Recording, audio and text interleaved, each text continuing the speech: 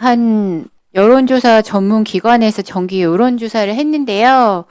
보안수사권 폐지에 대해서 반대한다는 의견이 42.7%, 충분한 논의를 거쳐 결정해야 한다는 의견이 28.2%, 찬성한다가 24.7%, 잘 모르겠다가 4.4%로 조사됐어요. 그래서 지금 보안수사권 폐지에 대해서 반대하거나 충분한 논의가 필요하다라고 말하는 의견이 70%가 넘는 상황이거든요.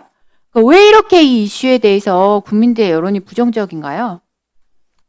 여러 가지 있겠지만은, 뭐 경찰들도 최선을 다하고 있습니다. 그러나 경찰 수사가 완결된 게 아니기 때문에 그 과정에서 피해자의 주장들이라든가 또 권리 보호가 또 충분치 않다고 생각하는 국민들도 많이 있는 것 같습니다. 네.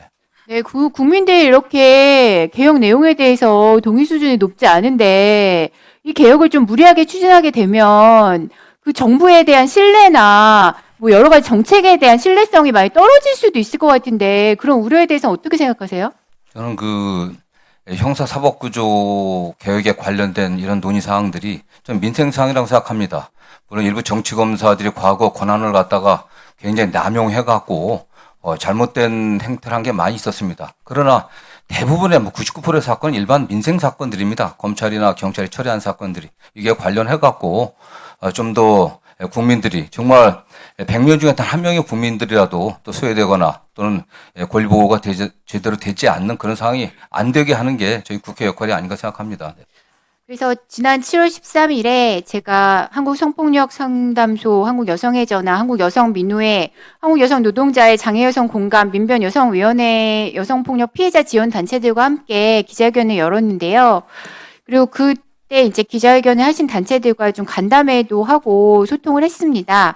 근데 거기서 공통적으로 하시는 얘기가 2021년 수사권 조정 이후에 검찰이 수사지휘와 정권 송치가 안 되면서 사건 공조가 검찰, 경찰 사건 공조가 안 된다. 사건 처리 지연이 너무나 심각하다.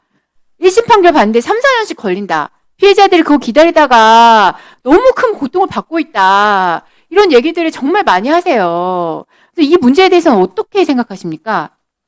뭐 그런 거에 대한 그 보완점을 좀 만들어줘야 되지 않겠습니까? 어떤 보완이 가능해요? 지금 그 보안수사 요구를 했을 때 실제로 뭐 현장에서 벌어지는 것은 일단 확증 편향 또는 편견을 갖다가 벗어나기 쉽지는 않으니까 경찰이 그대로 다시 돌려보는 경우도 많고 서로 핑퐁하고 하는 이런 면에서 수사 지연이 굉장히 심각한 상황 아니겠습니까? 뭐 이런 점들도 있고 여러 가지 문제들이 그래서 점들이 그걸 많을 것 어떻게 같습니다. 해결하시는 걸 생각하시는 거예요?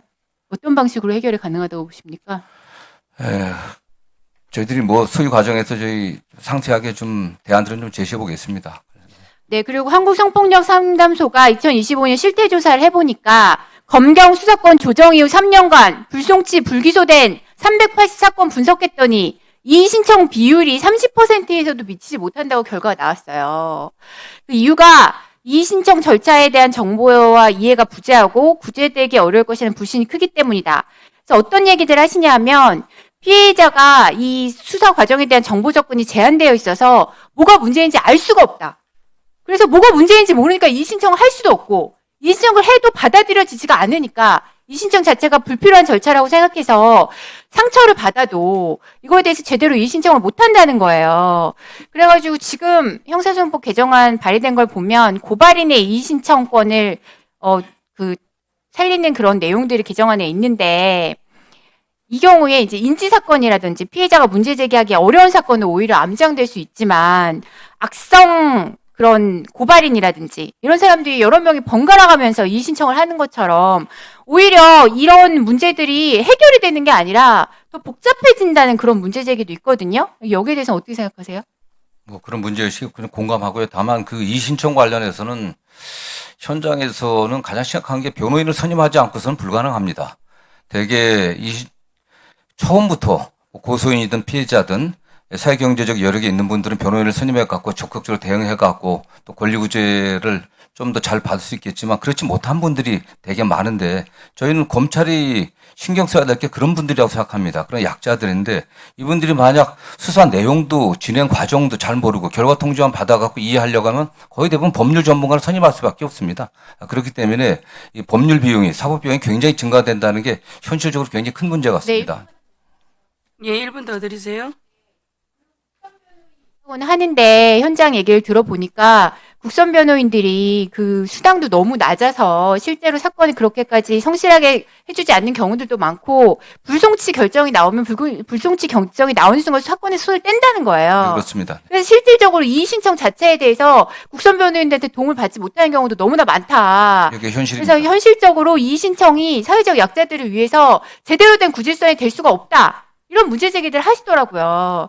그래서 이제 민변 여성위원회에서도 얘기하시는 게 이제 단순히 운 좋게 좋은 수사관을 만날 것을 기대하는 것만으로 어떤 권리도 보장되지 않는다. 그래서 이런 문제가 생겼을 때 견제하기 위한 실효적인 대책이 반드시 필요하다. 이런 의견들을 많이 얘기를 했고요.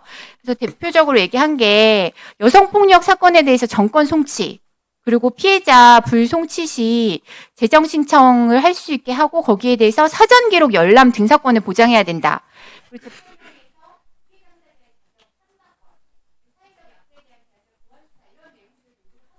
1분 더 드려요? 네. 네. 예, 어떤 의원님들이 바로 그런 점들을 적극적으로 좀 고민해 주시고, 그 논의가 저 입법화하는 과정에서 잘 좀 포함될 수 있도록 좀 부탁드리고 싶습니다. 네. 네. 1분 더 드리세요. 저희가 네. 지금 지방으로 내려가셔야 될 의원님이 계셔서 김남희 의원님 하시고 의결하고 난 다음에 또 현안 질의로 그리고 난 다음에 현안 질의 시간을 다시 좀 드리도록 하겠습니다. 네? 예, 의결 먼저 하도록 하겠습니다. 예. 지금 저는 형사사법 절차에 대해서 사실 지금 온 국민이 지켜보고 있다고 생각을 합니다. 온 국민이 이 문제에 관심을 가지고 있고요.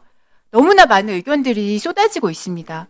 그런데 이 상황에서 조금이라도 우리가 사회적 약자의 목소리, 피해자들의 목소리, 여성들의 목소리, 장애인 목소리, 아동 피해자 목소리 이런 것들 제대로 반영 안 하면요.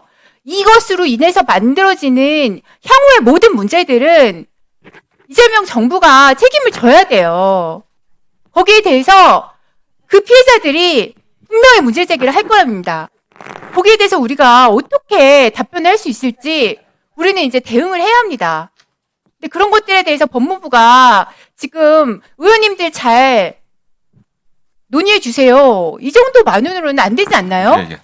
좀 더 적극적으로 의견을 내시고 예, 법안 심사 과정에 저희들이 적극적으로 의견을 내도록 하겠습니다. 네.